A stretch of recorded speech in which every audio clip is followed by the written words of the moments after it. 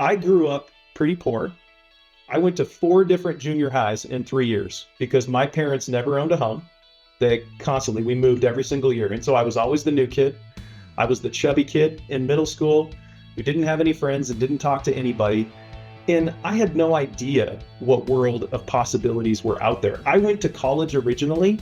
I didn't even I applied to one college. I applied at the last minute, and I applied because a couple of my good friends were going there.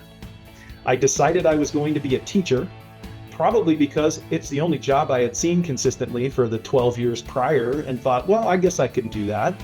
And then I got into my student teaching 2.5 years in, and I was like, hey, I don't want to do this. And so I dropped out of college, and I got a job working in restaurants, and I told myself, I'm going to go back to school at some point, and I'll do something else. I never did. And in fact, I shared a LinkedIn post today a little bit about my story. And I was managing a restaurant. I just moved back to Washington State to manage this brewery and restaurant, be one of the managers at this brewery and restaurant. And I was fired up starting this job. I was bringing all my creative juices to it. My big claim to fame in the 4 months I was there was that I figured out that the brewery, our cost on our beer was like 10 cents. And so what I did was I created this dollar beer night on Sunday nights, because I was like, we can still make money here and sell it. And the place was packed. It went from our least busy night to a night where we had to shut it down for a couple of weeks while we reconfigured the infrastructure of how we were going to manage it with a bouncer up front, and how we were going to do food and what limited menu we might provide.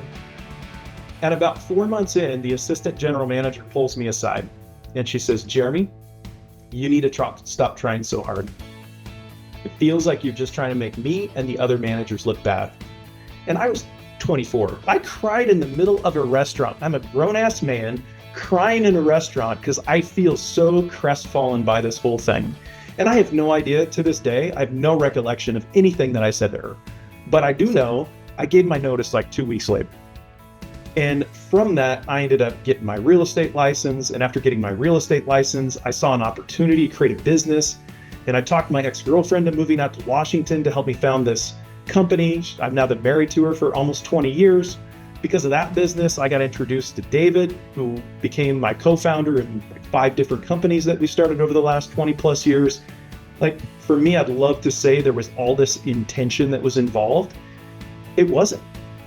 I got lucky at the right moments of the right sort of pain and opportunity, where I got to see what happened when I let the entrepreneur inside me go to work.